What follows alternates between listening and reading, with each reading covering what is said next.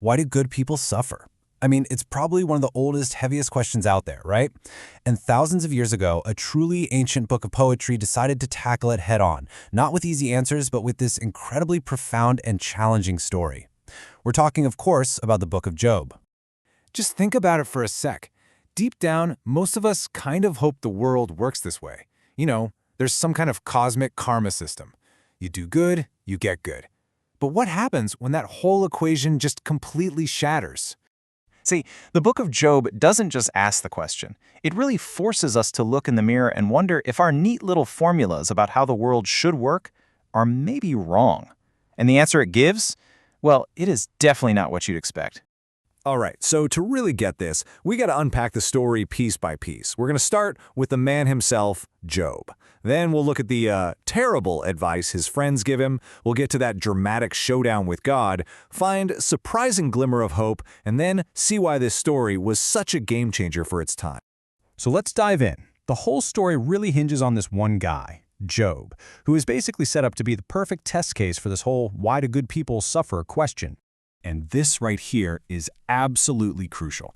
The book goes way out of its way to tell us that Job's character is impeccable. He isn't just a decent guy, he's the best of the best. So make no mistake, this is not a story about a guy getting what he deserves.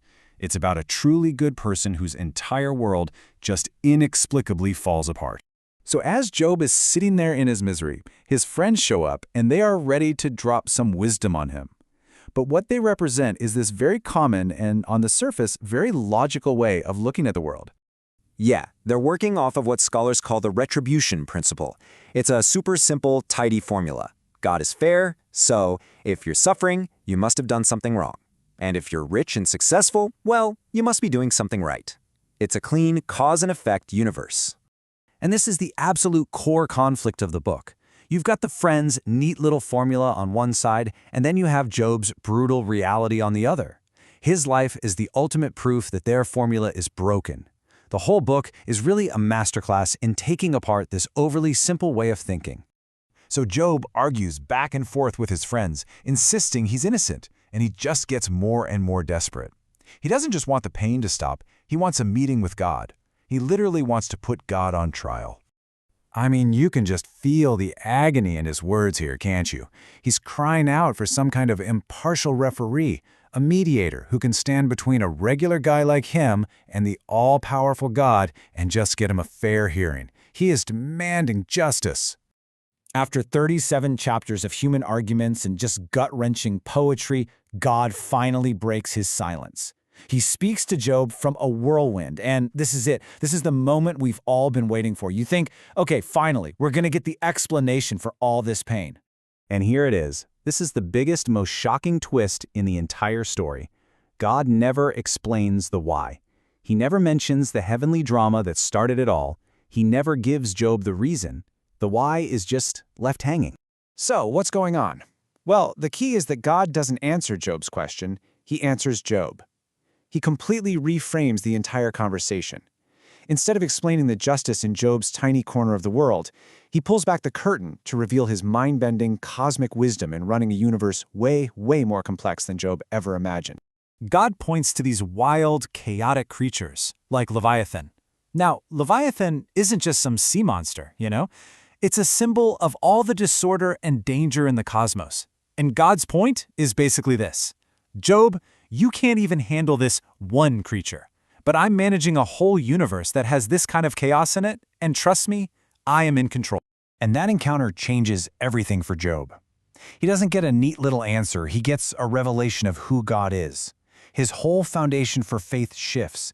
He realizes he doesn't need to understand the why behind his pain, because he can have a deep, profound trust in the wisdom of the one running the whole show.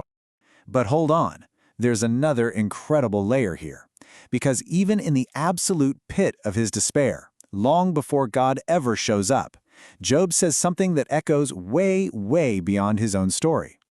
This is one of the most famous lines in the entire book. Right out of the middle of all that suffering, there's this sudden explosion of hope.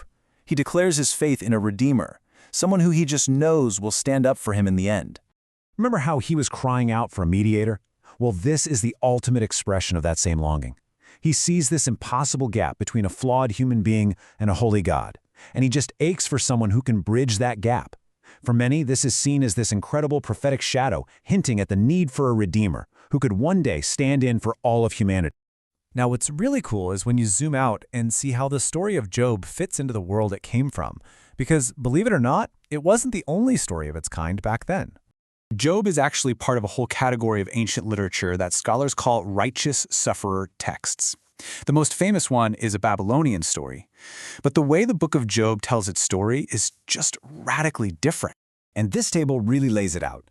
In the Babylonian story, the poor guy is trying to figure out which of the many moody gods he accidentally offended so he can do the right ritual to make them happy. But Job, he's coming from a place of relationship. He's not trying to perform a magical ritual. He's basically suing God in a cosmic courtroom, demanding that God be true to their relationship. And the ending isn't a quick fix. It's a personal, life-changing encounter with the one true God. So that's what we're left with. The book of Job comes along and just smashes our easy answers. It forces us to deal with a God whose wisdom is infinitely greater than ours. And it leaves us with this powerful thought. What if, in our darkest moments, the most important question isn't, why is this happening? But who will stand with me and for me through it all? It totally shifts the goal from explanation to redemption.